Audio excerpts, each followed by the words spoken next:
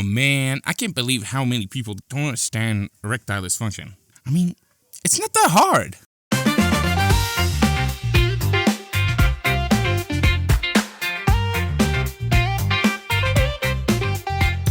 Welcome to the Secret of the Light channel. I'm Kaga, and today we are going to talk about Season 2 of Mushoko Tensei. I made a video about Season 1, so you can go check that, and while you're there, consider subscribing to the channel. That helps a lot. Also, there will be spoilers to Mushoko Tensei Seasons 1 and 2, and with that out of the way, let's jump right into it. Once again, we will start with the animation. Studio Bind cooked so good. I was actually in shock in some of the scenes, never sacrificing quality or fluidity of the animation. They did just such an amazing job. Like when they fight the Hydra and the fight between Luke and Rudeus was amazing. I mean, they did an amazing job. Well, let's talk about erectile dysfunction in synopsis time. Well, feeling depressed after being used for his body by Ares, all along Rudeus goes north to try and find his mother, which is still missing from the mass teleportation incident. On his way, he meets a group of adventurers, and they help him open up and kind of start being happy again, and being productive. He does chores, he does adventures, he even gets really close with one of the adventurers, a girl named Sarah, and they develop like some kind of a romantic relationship. They even going on a date, but when the date ends, Rudeus takes Sarah into his room. He lay her down and they start undressing, and he can't get it up. Yes, that's the part when we were talking about the erectile dysfunction. I mean, it's not hard to understand. Okay, cracking jokes is very easy, but with erectile dysfunction specifically, it's not very hard. Okay, I'm sorry, Rudeus. I hope there's no hard feeling between us. Just punch me. Okay, now seriously, erectile dysfunction is ruining the life of men all over the world, and it is a serious topic that affects not only men, but both sides of the interaction. It hits their self-esteem and they make them feel less valuable. So we shouldn't talk about this problem lightly. Well, back to the scenario. Ashamed by his illness, Rudeus goes even more depressed, and in this darkness, in his lowest point, he even tries to take his own life. This show has some deep themes and heavy ones. After that, he is trying to find ways to cure his illness by helping other people. After some time, he gets an invitation to the Renoa Magic Academy, and he decides to go there to seek Q. In the academy, he gets reunited with some old faces and a mysterious man called Fitz. And he's a girl. Well. I know. Apparently the so cool and awesome Mr. Fitz is a girl. I mean, I found out that I missed an episode, and apparently Mr. Fitz is our green-haired girl, Sylphie. I like how it started with her remembering him, but fearing he might not remember her. So she doesn't tell him and reconnects to him as Fitz, but then he starts having some weird feelings towards Fitz that he thinks is a guy, but after spending some time, he even has a rising 10. Thing that hasn't happened to him in a long time. So then she decides she will reveal herself to him, and they try to do what my DM refused I will do with the talking tree. But again, the tent has collapsed. But she stayed. Sylvie stayed by his side, trying to help him and showing that love is more than just a physical thing. It's also emotionally demanding, and she said she wanted to be with him because of the man he is and not for his body. I mean, it was just so beautiful, but nothing can't be solved with love and time. And just as I was thinking, this show was going to become the great quest for Viagra. Like a Disney princess, apparently what cured Rudeus was true love, and the fact she stayed with him, unlike that wretched bitch Ares, is finally helping Rudeus to heal. There is a common theme in this season of Sylvie being an amazing person all around. She's just so awesome. I'm so happy they got married. It's so wholesome they decided to tie their lives together, and they are so cute. Oh, the young love. So, let's go over some characters that I liked in this season. First, we got Zenoba, the strong prince. I mean, he's so hilarious and a W friend. Buying a sleigh is my kind of hangout with the boys, right? Also, Cliff, do your thing, yeah. Love is amazing. Body count does not matter. Soul is amazing.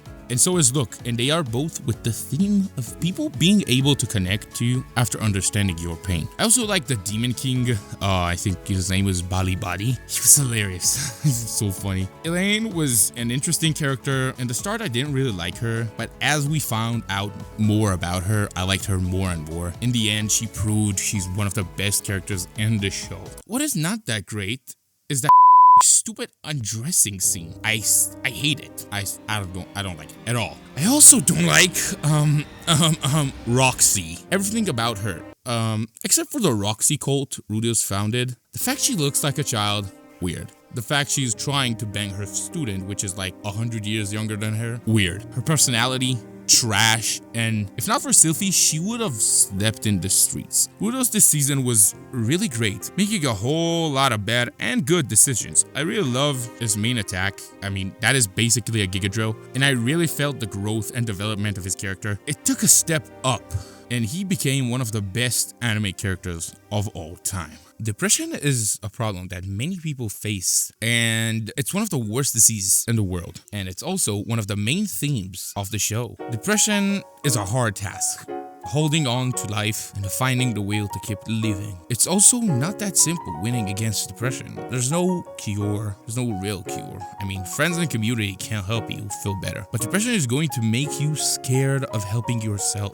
The opening says nothing lasts forever, and it's comforting but also sad, reminding us that the hardships will end, but also the good times ultimately come to an end. Nobody really wants to die. No matter how much they say they want to die, they just want the pain to end. And by being active in a strong community, they can climb out of this. And that's what Rudeus did in the first part of the story. I mean, he climbed out of it, he stayed, he had some friends, and he just felt better overall. But then Rudeus has reawakened some trauma, meeting Nanaoshi, the girl he was trying to save. Moving on, really a hard thing to do. But sometimes you must face the past. Sometimes in our pain, we don't notice and blame other people who are victims, just like us. Rudeus sees Nanaoshi being depressed, and he relates to her and tries to help her out of it, while understanding that one step in the wrong direction and he would have probably have taken his own life, just like she almost did. And he tried to give her support to help her, just like Soul helped him. People always say that friends are the best recipe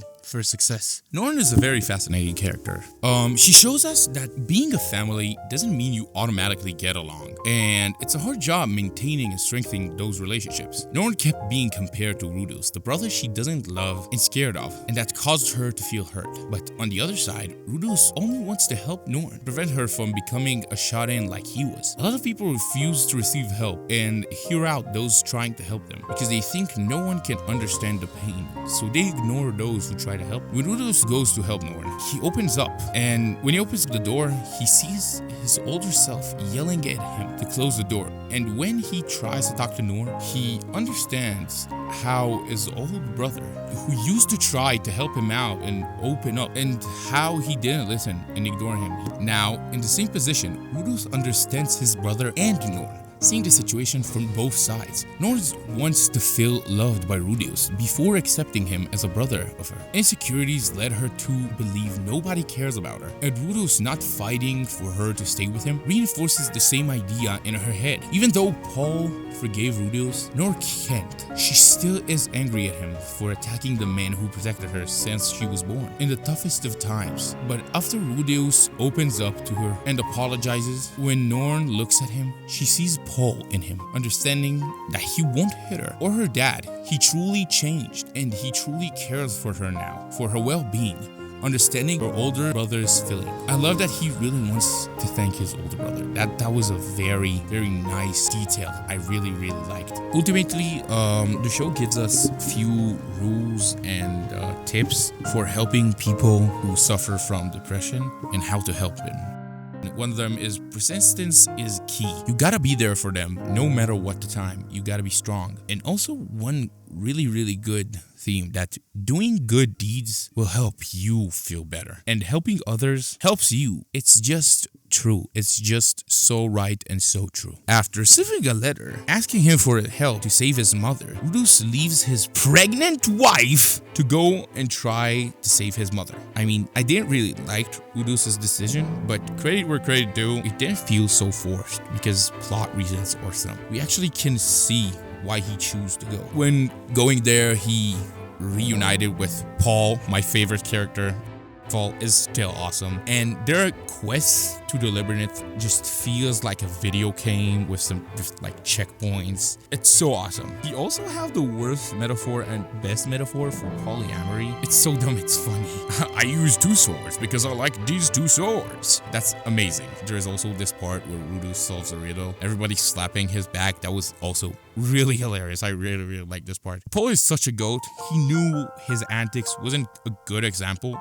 But yet, after years, him asking Rudus to sacrifice his life is so beautiful. Not because parents should say that to their children, oh hell no, but because it showed he really trusted Rudus. And ultimately, he died happy seeing his child is safe. And the final scene, oh man, the final scene made me cry. Because after becoming a father, Rudus is going to Paul's grave to share a drink with him while thanking him for all the sacrifices he made for him. If he wouldn't have sacrificed his life, he wouldn't be able to hold his child. That's really beautiful. He made a lot of sacrifices for him, like being a father to a little brat like him. And Rudus says that he sees himself as more Paul Greyrat, feeling closer to his father and accepting his philosophy of failing, because failing is a part of our life and we do it many times. But you shouldn't be scared of failing. You should learn from it and move on without thinking too hard and live life to the fullest so you would die without regrets. The encompassing theme of the season is family and how family affects us. We see in the season Rudus builds his family, his own new family, but still with ties to his roots and his 2 old families. And that's just so heartwarming, the shot in the end when you see his new family with his mother, his sisters, with his wife, with his child. So beautiful. And that's where the episode ends. My final ranking for Mushoko Tensei, the entirety of the show, 9 or a 9.5. It is that good. Yes, it is that good. If you like this episode, consider liking and subscribing. It helps really much. Yeah, bye. Subscribe.